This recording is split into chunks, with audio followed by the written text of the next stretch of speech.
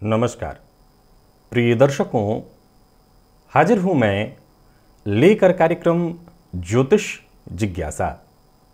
एक ऐसा कार्यक्रम जहां मैं आपकी जन्म कुंडली से संबंधित प्रश्नों का जवाब देता हूं, शांति करता हूं जिज्ञासाओं की जो निरंतर आपके मन में उत्पन्न हो रहे हों। तो चलिए बिना विलंब किए कार्यक्रम प्रारंभ करते हैं। सबसे पहली जिज्ञासा है किशन सोनी जी की। इन्होंने पूछा है कि कर्क लग्न की कुंडली में लग्नेश भाग्य भाव में, भाग्य और पंचमेश जो पंचम भाव के स्वामी हैं 10वें घर में मेष राशि में स्थित हैं और भाग्येश गुरु चौथे घर तुला राशि में स्थित हैं, तो क्या ये लक्ष्मी योग है? देखिए, इसको लक्ष्मी योग का नाम तो नहीं दे सकते। लक्ष्मी योग क्या कहता है? लक्ष्मी योग कहता है कि भाग्य भाव का स्वामी केंद्र में उच्च का, स्वराशि का होकर के बैठा हुआ हो, मूल त्रिकोण का होकर के बैठा हुआ हो और लग्नेश बलवान हो। तो आपके लग्नेश जाकर के भाग्य भाव में बैठे हैं, ये अच्छी स्थिति है, मजबूत स्थिति है। भाग्येश जाकर के जहां बैठे हैं चतुर्थ भाव में, वो भवन उनके उच्च राशि का ही भवन है, क्योंकि कालपुरुष की कुंडली में चतुर्थ भाव में कर्क राशि बनती है जहां पर देवगुरु उच्च के होते हैं। तो आप ये कह सकते हैं कि सामान्य रूप से ये लक्ष्मी योग ही है। वैसे ही ज्यादा विचारणीय तथ्य नहीं है कि मंगल और गुरु का सीधा सीधा आमने सामने का संबंध बन रहा है, तो ये अपने आप में बहुत श्रेष्ठ गुरु मंगल योग बन गया।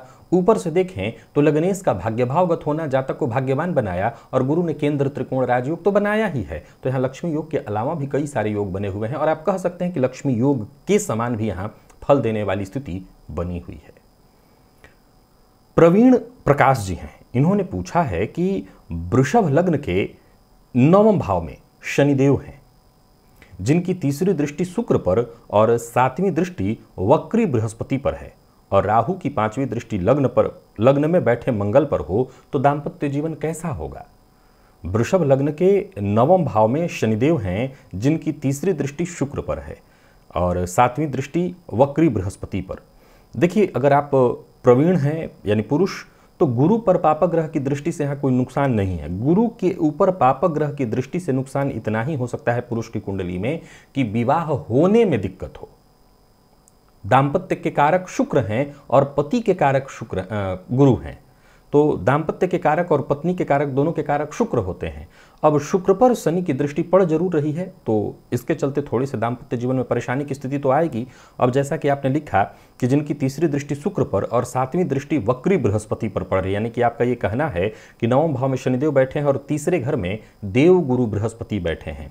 अब वृषभ लग्न की कुंडली की सबसे बड़ी परेशानी क्या है कि यहां पर देव गुरु बृहस्पति अगर वक्र अवस्था में होंगे तो ये ठीक नहीं है, ये ठीक नहीं है। एक और पॉइंट, आपने कहा कि लग्न में बैठे मंगल, तो मंगल का लग्न में बैठना इसका मतलब कहीं ना कहीं मंगल का प्रभाव जातक के व्यक्तित्व पर होगा। जातक मांगलिक है, मांगलिक होने में एक सबसे बड़ी समस्या होती है उग्रता, क्रोध जातक को बहुत ज्यादा आने लगता है। अगर आपकी जन्म कुंडली मिलाकर के आपकी शादी कराई गई है तब तो फिर कोई ज्यादा दिक्कत नहीं होनी चाहिए, दाम्पत्य टूटना नहीं चाहिए, मतभेद तो होगा। लेकिन अगर कुंडली नहीं मिलाई गई तो फिर तो आपका मांगलिक होना, हालांकि गुरु की दृष्टि सप्तम पर है लेकिन ये गुरु वक्र है और वक्र गुरु बहुत मददगार साबित नहीं होंगे वृषभ लग्न की कुंडली में, बल्कि ये कहीं ना कहीं अशुभ फल ही देने वाले बनेंगे। अगर देखा जाए तो आपकी कुंडली में गुरु की दृष्टि सप्तम और सप्तम कारक अर्थात पत्नी कारक, दाम्पत्य कारक शुक्र दोनों पर है, पर फिर भी ये गुरु वक्र है तो ये बहुत मददगार साबित नहीं होंगे। फलतः अगर कुंडली का मेलापक न हुआ हो तो हाँ, ये दाम्पत्य जीवन को सुखद नहीं रहने देगा। और केवल अभी आप ये पूछ रहे हैं विवाह नहीं हुआ, तो ये बात बिल्कुल मान लीजिए कि विवाह कुंडली मिलाकर के ही करनी होगी। अभिषेक दुबे जी हैं, ये पूछ रहे हैं कि कुंभ लग्न में 12वें भाव में बुध, गुरु और शुक्र और चंद्रमा की दृष्टि से दृष्ट क्या फल देगा? अभी कल ही मैंने बताया था कार्यक्रम में, शायद शॉर्ट वीडियो में, कि बुध, गुरु और शुक्र एक साथ हैं, तो ऐसे जातक को धार्मिक कृत्य करने चाहिए। ज्योतिषी बन जाइए, कथावाचक बन जाइए। आप कुंभ लग्न की बात करें, इस लग्न के लोग दार्शनिक होते हैं, तो वक्ता बन जाइए, तो यही फल होगा। और धर्म भाव, व्यय भाव में सब बैठे हुए हैं, तो सभी के सभी शुभ ग्रह ही व्यय भाव में जाकर के बैठे हैं, तो धार्मिक कृत्यों पर व्यय करना। अगर आप धार्मिक कृत का ज्योतिषी नहीं बन सकते, कथावाचक नहीं बन सकते, पुरोहित नहीं बन सकते, तो ऐसा कृत्य करिए। अगर आप व्यापारी हैं तो धर्म के ऊपर अपने व्यय करिए, तो आपके धनागमन में ये बहुत ज़्यादा सहयोगी होगा और आपका विकास करेगा। ये मयूर टेलर, इन्होंने पूछा है, टाइलर या टेलर, इन्होंने पूछा है कि मिथुन लग्न में शनिदेव द्वितीय भाव में है, चंद्र राहु 9वें भाव में और बुध लग्न में अच्छा है या बुरा है? मिथुन लग्न में शनिदेव का द्वितीय भाव में होना यानी कर्क राशि में, चंद्रमा और राहु का 9वें भाव में होना और बुध का लग्न में होना। अब देखिए, बुध का लग्न में होना भद्र महापुरुष योग बना, धनेश का जाकर के जन्म कुंडली के 9वें भाव में बैठना और शनि के साथ परिवर्तन कर लेना, यह भी बहुत अच्छा होगा। महाधनी योग भी बना, क्योंकि 9वें पति जाकर के द्वितीय में और द्वितीय पति 9वें में बैठे तो महाधनी योग बना। अब चंद्रमा राहु के साथ हैं तो ये मानसिक अशांति भी होगी। तो अब सीधी सी बात है कि धनवान भी हो और मानसिक अशांति ना हो, इसका तो कोई मतलब नहीं। तो ये अच्छा ही है, बुरा नहीं कहेंगे इसको। हाँ, मानसिक अशांति रहेगी। प्रिंस उपाध्याय हैं, ये पूछ रहे हैं कि तुला लग्न और लग्न का स्वामी एकादश भाव में, नवम का दसम में और दसम का नवम में परिवर्तन योग, तो क्या होगा? सीधी सी बात है कि लग्नेश का लाभ भावगत होना जातक के व्यक्तित्व में धन कमाने की खूब चाहत होगी, जो कि बहुत अच्छी है। और ऊपर से अगर देखें तो नवम और दसम के परिवर्तन को ज्योतिष शास्त्र में महापरिवर्तन योग कहा गया है। यही ऐसे दो परिवर्तन हैं, चौथा और पांचवा, नौवां और दसवां। अगर ये परिवर्तन जन्म कुंडली में बन रहा हो तो इसी को महापरिवर्तन योग के नाम से जाना गया है, जो कि अत्यंत श्रेष्ठ माना गया है। तो निसंदेह ये बहुत अच्छा है। और शुभम कुमार सिंह जी हैं, इन्होंने पूछा है कि कुंभ लग्न शनि वक्री होकर के 8 अंश पर तीसरे भाव में बैठे हैं और छठे भाव में मंगल 28 अंश पर, दसम भाव में चंद्रमा 0 अंश पर, कुंडली में तीनों ग्रह नीच, तो क्या वक्री शनि का पूर्ण लाभ ले पाएंगे? देखिए, सबसे पहले तो नीच के 3 ग्रह कुंडली में होना, यहाँ 2 तर्क आता है। पहला तर्क तो यह आता है कि कलयुग में जन्म कुंडली में जैसे राजयोग काम कारक बनते हैं उच्च के ग्रह, वैसे नीच के ग्रह भी कम प्रभाव नहीं देते। लेकिन इसका प्रभाव समझना पड़ेगा। ये सुनने में अच्छा लग रहा है, लेकिन केवल सुनने में ही बस अच्छा लग रहा है, बाकी है नहीं। याद रखिएगा कि जब भी किसी व्यक्ति की कुंडली में 3 ग्रह नीच के होंगे, अर्थात 3 ऐसे तत्व हैं जो जातक की कुंडली में या तो डिसबैलेंस हुए हैं या तो 3 ऐसे तत्व हैं जिसमें कुछ न कुछ कमी है। अब चूंकि कलयुग का खेल थोड़ा निराला है, यहां पर आध्यात्मिक दृष्टिकोण हर जगह नहीं है, तो उस अवस्था में यह माना गया कि जो ग्रह नीच का है वो भी कहीं न कहीं से जातक को ये न के न प्रकारेण लाभ के लिए प्रोत्साहित करेगा। अपना हित साधने के लिए जातक हर काम करने के लिए तैयार हो जाएगा। तो उस दृष्टिकोण से बढ़िया माना गया, लेकिन ये इतना आसान नहीं होता। यहां समझ लीजिए कि एक परिस्थिति पहले उत्पन्न होगी कि जीवन पथ पर संघर्ष भयंकरतम हो, और उसमें भी अगर जातक प्रबल महत्वाकांक्षा वाला हुआ, प्रबल चाहत वाला हुआ, यानी वो विपरीत परिस्थितियों से खूब लड़ेगा, तब जाकर के वो इस नीच भंग का या नीच ग्रहों का लाभ उठा सकेगा और पाएगा। अब बात करें कि आपके शनि वक्री हैं, इसमें मैं 2 बातें आपको कहना चाहता हूं। यहां पर ग्रंथकारों में मतांतर है। कुछ ग्रंथकार कहते हैं कि शनि का यहां पर नीच राशि में जाकर के वक्रत्व हासिल करना उच्च के समान फल देगा, जो कि अत्यंत श्रेष्ठ है। लेकिन वहीं कुछ ग्रंथकार ये कहते हैं कि शुभ ग्रह अगर वक्र अवस्था में होगा तो और शुभ फल देगा, और पापक ग्रह अगर वक्र अवस्था में होगा तो और पाप प्रभाव देगा। मेरा अपना अनुभव रहा है कि अगर शनिदेव नीच राशि में वक्रत्व हासिल किए हैं तो ये शुभ फल प्रदायक बन जाएंगे और श्रेष्ठ फल ही देंगे, यानी पराक्रम में वृद्धि कराएंगे। लेकिन गौर करिए कि कुंभ लग्न की कुंडली है, तो कुंभ लग्न अर्थात व्यक्तित्व, अब लग्नपति नीच राशि में बैठे हैं तो कहीं ना कहीं जातक के मन में एक अशांति की स्थिति तो उत्पन्न होगी ही होगी, कहीं ना कहीं नैराश्यपूर्ण विचार तो उत्पन्न होगा ही होगा।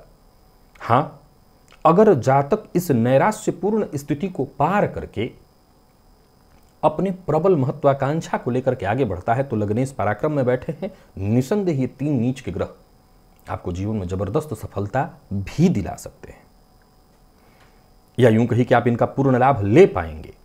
राहुल फुलसवा जी हैं, ये पूछ रहे हैं कि धनुलग्न की कुंडली के 9वें भाव में सूर्य बुध शुक्र मंगल एक साथ बैठे हैं, शनि की दृष्टि और गुरु की 5वीं दृष्टि 9वें भाव पर है, क्या यहां पर बुधादित्य राजयोग बनेगा? बुधस्थ है, अप्रैल 2022 से बुध की महादशा शुरू होगी, क्या यह महादशा अच्छी जाएगी? देखिए, मैं बता दूं कि निसंदेह बुध की दशा अच्छी जानी चाहिए, अस्त होने से समस्या नहीं है। ये देखिए कि देव गुरु बृहस्पति सूर्य और बुध के बीच डिग्री वाइज कैसा फासला है। अगर बुध अस्त हैं तो क्या 12 अंश से ऊपर हैं? तो 12 अंश से ऊपर का बुध अस्त अवस्था में भी बली होकर के ही प्रभाव देता है, उसका प्रभाव कमजोर नहीं माना जाता। तो अगर आपकी जन्म कुंडली में बुध का 12 अंश से ऊपर होना है तब तो आप निश्चिंत होकर के बुध की दशा का लाभ लीजिए, बुध में बुध के अंतर को निकलने दीजिए, फिर बुध की दशा से भी आपको श्रेष्ठ लाभ मिल जाएगा। क्योंकि धनु लग्न की कुंडली में आपने जैसा कि बताया है कि शनि की 10वीं दृष्टि है, तो गुरु की भी दृष्टि इन पर पड़ रही है, तो गुरु की दृष्टि पड़ने से इस योग में वृद्धि होगी और निसंदेह बुधादित्य योग का भी लाभ मिलेगा और साथ ही साथ बुध की दशा भी ठीक ही जाएगी, क्योंकि 2 केंद्रों के स्वामी होकर के भाग्य भाव में बैठे हैं। गौरी शंकर जी हैं, इन्होंने पूछा है क्या मैं ज्योतिष बन पाऊंगा? प्रयास कर रहा हूं।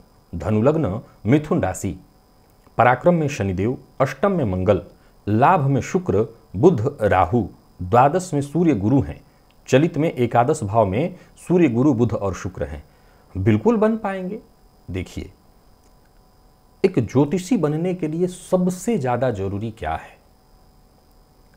एक ज्योतिषी को किताबी ज्ञान चाहे जितना हो वो तो जरूरी है, ज्ञान, किताबी ज्ञान इसलिए क्योंकि बिना मूल सिद्धांत के आप कभी भी किसी भी क्षेत्र में जबरदस्त सफलता हासिल नहीं कर सकते। तो आपको मूल सिद्धांत पता होना चाहिए।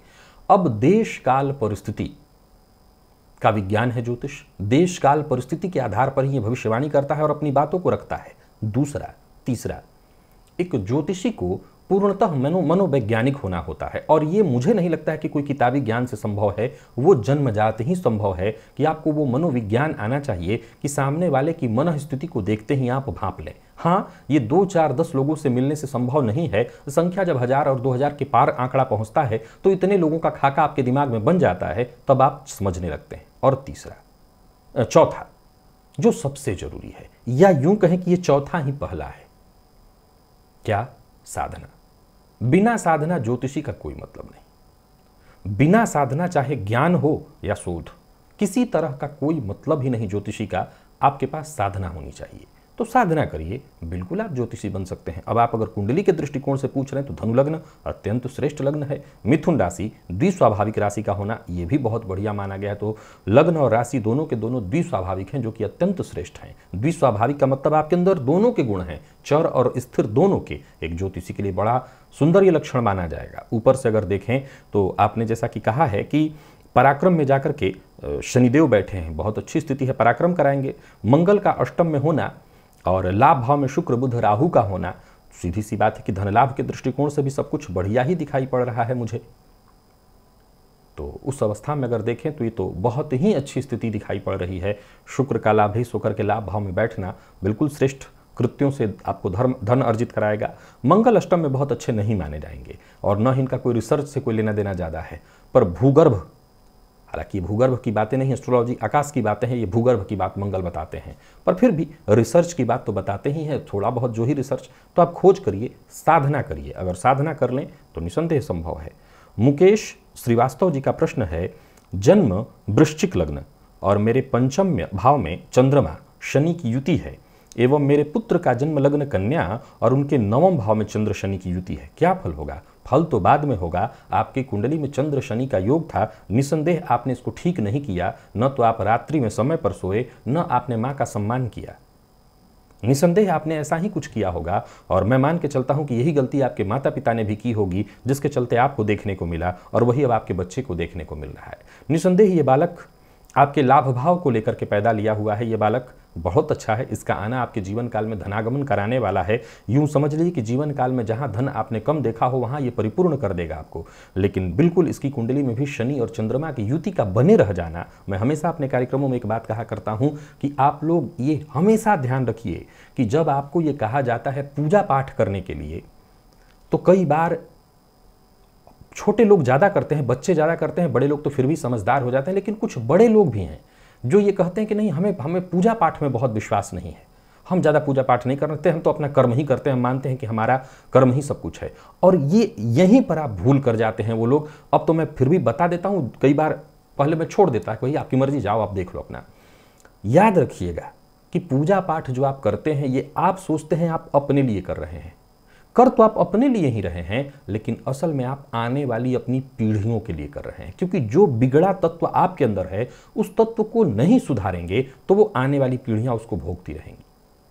वो चक्र तब तक चलता रहेगा जब तक कोई ये खड़ा होकर के उस चक्र को रोके ना। याद रखिएगा, आत्मा जायते इति पुत्र, आपकी संतति ही आप हैं। आप पुनः पुनः बार बार आते हैं, आप तब तक नहीं मरते, वो वंश चलती रहती है। तो सबसे पहला काम करिए कि जो भी कमी आपकी कुंडली में है उसे आज के आज ठीक करने में लग जाइए, क्योंकि जब आप ठीक करेंगे तब वो आने वाली पीढ़ी में नहीं जाएगा, और जब आपने नहीं उसको ठीक किया तो लिख लीजिए कि आने वाली पीढ़ी में वो बिगड़ा ही रहेगा। हाँ, बाकी ऐसे देखा जाए तो भाग्य भाव में है तो फिर भी ठीक है, कहीं ना कहीं आपके तो देखा जाए तो आपके पंचम में था, बिल्कुल ठीक नहीं था, ये दाम्पत्य भी खराब करने वाला है। उसके नवम में है तो कुछ हद तक ठीक है, लेकिन 100% ठीक नहीं है, पिता को मानसिक रूप से शांत और परेशान दिखा रहा है। तो खैर, अब आपने नहीं ठीक किया, अभी से भी कुछ ठीक करिए ताकि उस आने वाले समय में आपको भी उसका लाभ मिले, और देखा देखी वो बच्चा करे तो उसका आगे का भविष्य सुधरे। आयुषी गुप्ता है, इन्होंने पूछा है कि वृश्चिक लग्न में सूर्य 11 अंश चंद्र 23 अंश पर लग्न में युति है, और सप्तम भाव में वक्री शनि 3 अंश गुरु 12 अंश पर युत हैं, तो क्या फलादेश होगा। जातक के जीवन में सभी काम देरी में ही होते हैं। देरी में ही होंगे तो पूछने की आवश्यकता नहीं, शनि जब सप्तम में बैठे हैं, लग्न पर उनकी दृष्टि है। लेकिन एक बड़ा गंभीर तथ्य है यहाँ एक विचारणीय तथ्य कि सूर्य और चंद्रमा की युति लग्न में हो तो यह अमावस्या हुआ, और ऐसे युति पर अगर पापक ग्रह की दृष्टि जैसे शनि और राहु की हो तो ज्योतिष शास्त्र कहता है राजयोग भंग हुआ। हालांकि यहाँ एक अच्छी बात यह है कि देव गुरु की भी दृष्टि लग्नगत सूर्य और चंद्रमा पर पड़ रही है, जो दुर्योग का शमन करने वाले हैं, पर फिर भी ध्यान रखिएगा कहीं ना कहीं राजयोग भंग हुआ है। उपाय, सूर्य और चंद्रमा दोनों को ठीक करना बेहद आवश्यक है। सूर्य और चंद्रमा चूंकि वृश्चिक लग्न की कुंडली है, तो वृश्चिक लग्न में ही कैसे होते हैं चंद्रमा, तो वृश्चिक लग्न में ही अगर देखा जाए तो चंद्रमा बैठे हैं, यानी कि नीच राशि में बैठे हैं सूर्य के साथ, और शनि की दृष्टि से दृष्ट, यानी मानसिक स्थिति अशांति वाली, और अगर ज़्यादा बिगड़े तो फिर डिप्रेशन की शिकायत 100% होगी। उपाय वही है, आराधना, सूर्य की आराधना, शिव जी की आराधना, पूर्णिमा का व्रत करना, इससे ही ये ग्रह स्थिति सुधरेगी। नयन धमशानिया, यही नाम है आपका, नयन। तो धनु लग्न की कुंडली इन्होंने कही है, और आगे कहा कि गुरु और चंद्र लग्न में, शुक्र और मंगल सप्तम में, और सूर्य शनि बुध षष्ठ में हो तो केंद्राधिपति दोष होगा। धनु लग्न की कुंडली में गुरु और चंद्रमा लग्न में हैं, शुक्र और मंगल सप्तम और सूर्य शनि बुध षष्ठ में हैं, नहीं यहाँ पर गुरु को केंद्राधिपति दोष तो होने से रहा। हाँ, 2 केंद्रों के स्वामी होकर के बुध जाकर के षष्ठ में बैठे हैं तो उन्हें कहीं ना कहीं दोष अवश्य होगा, वो पीड़ित हो रहे हैं, वो जाकर के षष्ठ में बैठ करके 2 भावों को खराब कर रहे हैं। बाकी गुरु तो धनु, कई लोग इसको भी कह देते हैं केंद्राधिपति दोष। अगर केंद्राधिपति दोष लगेगा तो फिर हंस योग कहाँ बनेगा। कोई एक ही चीज हो सकता है, तो योग होगा या दुर्योग होगा, तो यहाँ योग है या हंस योग, केंद्राधिपति दोष नहीं है। ज्ञानेश्वर शुक्ला जी हैं, इन्होंने पूछा है कि कन्या लग्न और दूसरे भाव में शनि मंगल अति करीब, राहु लग्न में 12वें भाव में सूर्य बुध और चंद्र, चंद्रमा अस्त 11वें भाव में शुक्र और गुरु, जातक की विद्या कैसी रहेगी। कन्या लग्न, दूसरे भाव में शनि मंगल बैठे हैं, बढ़िया है। राहु लग्न में 12वें भाव में सूर्य बुध और चंद्रमा, ठीक है, चंद्र अस्त हैं, 11वें भाव में शुक्र और गुरु हैं। तो देखिए दोनों के दोनों जो गुरु हैं वो 11वें में बैठ करके पंचम को देख रहे हैं, जो कि अत्यंत श्रेष्ठ है। अब एक और बात आपको बता दूं कि शनिदेव का दूसरे भाव में मंगल के साथ बैठना, ये स्वास्थ्य के दृष्टिकोण से ठीक तो नहीं, परंतु अगर जिसकी भी कुंडली में अगर बच्चा छोटा है तो वो इंजीनियरिंग वगैरह के लिए बहुत बढ़िया इसको माना जाएगा, बाकी की स्थितियों को समझते हुए। तो शिक्षा के लिए तो खराब नहीं कहूँगा। अब राहु कन्या लग्न में हो तो अच्छा है, क्योंकि कन्या राशि को अपनी स्वराशि मानता है। अब ये अलग बात है कि राहु यहां भी भ्रम का खेल तो खेलेगा ही, भ्रामक की स्थिति उत्पन्न करेगा, लेकिन फिर भी मैं दोनों गुरुओं के पंचम भाव पर दृष्टि के कारण मैं कहूंगा शिक्षा ठीक होगी। हर्षित त्रिपाठी जिन्हें पूछा है कि कुंभ लग्न में ही शनि मंगल और सूर्य की युति, एकादश में गुरु, शुक्र द्वितीय भाव में केतु के साथ, दाम्पत्य बचेगा या टूटेगा। शुक्र की महादशा में गुरु का अंतर चल रहा है। देखिए शुक्र कुंभ लग्न की कुंडली में सर्वाधिक योग कारक ग्रह बनते हैं। गुरु का अंतर अब खराब या अच्छा, इसके लिए पता करना होगा कि गुरु का संबंध कैसे बन रहा है। वैसे आपने कहा कि कुंभ लग्न में ही शनि मंगल और सूर्य की युति है, ये ठीक नहीं है। निसंदेह गुरु की दृष्टि सप्तम पर पड़ रही है, जो कि देखा जाए तो इस कुंडली में सप्तम पति हैं, तो सप्तम पति की दृष्टि सप्तम पर पड़ रही है। लेकिन शनि मंगल और ये जो सूर्य, ये तीनों के तीनों, जिसमें विशेष करके 2 ग्रह शनि और सूर्य, ये दोनों के दोनों विच्छेदात्मक ग्रह हैं। अब ये आपने मुझे बताया नहीं कि शुक्र पर भी क्या पापक ग्रह की दृष्टि है। आपने शुक्र द्वितीय भाव में बैठे हुए हैं आपके, और द्वितीय भाव में केतु के साथ है, ये लीजिए, तो शुक्र पर भी राहु की दृष्टि है। ये तो दाम्पत्य में परेशानी की स्थिति को दर्शा रहा है। शुक्र को दाम्पत्य कारक कहेंगे और सप्तमेश की दशा, निसंदेह परेशानी बढ़ी होगी और बढ़ी रहेगी। अब ये और गंभीरता से समझने की कुंडली में स्थिति या पति पत्नी की कुंडली कितनी मिलाई गई है, इसको समझने की आवश्यकता है। अगर दोनों की कुंडली नहीं मैच हुई है तो संभव है विवाह टूट जाए। शुभम भट्ट का प्रश्न है, इन्होंने पूछा है कि वृश्चिक लग्न में पंचम भाव में वक्री शनि और चंद्रमा और पराक्रम भाव में नीच का बृहस्पति, वक्री बृहस्पति कैसा हो है। तो देखा जाए तो वृश्चिक लग्न में पंचम भाव में वक्री शनि, आप ये कहना चाहते हैं कि गुरु और शनि ने परिवर्तन किया है। तो गुरु की बात अगर हम करें तो ये तो ठीक है, क्योंकि ये नीच राशि में वक्र अवस्था में उच्च के समान फल देंगे। लेकिन शनि में थोड़ा टेंशन है, याद रखिएगा। ये पंचम का शनि सप्तम को, लाभ को और द्वितीय को देख करके सदैव कष्टदायी फल देने वाला होता है, विशेषकर दाम्पत्य को अस्त व्यस्त कर देता है। तो ये बहुत अच्छा तो नहीं कहा जाएगा। लेकिन बाकी की गुरु की अगर मैं बात करूं तो वो ठीक है, परिवर्तन से भी बहुत हद तक शनि के दुष्प्रभाव में कमी आएगी। लेकिन मैं बात अगर गुरु की करूं तो उनके प्रभाव को मैं बिल्कुल कहूंगा वो ठीक है। गुरु नीच राशि में वक्र अवस्था में उच्च के समान फल देते हैं, उच्च के समान। शिवम गुप्ता जी का प्रश्न है, मिथुन लग्न की कुंडली में नवम भाव में सूर्य चंद्र बुध शनि मंगल की युति का फल कैसा होगा और गुरु पंचम शुक्र दशम और केतु द्वादश। मिथुन लग्न की कुंडली में नवम भाव में सूर्य चंद्र बुध शनि मंगल, यानी सूर्य चंद्र बुध शनि मंगल, ये 5 ग्रह हुए। ये तो प्रव्रज्जा योग भी है, क्योंकि शनिदेव की अगर हम बात करें तो भाग्य भाव में भाग्येश बन करके बैठे हैं।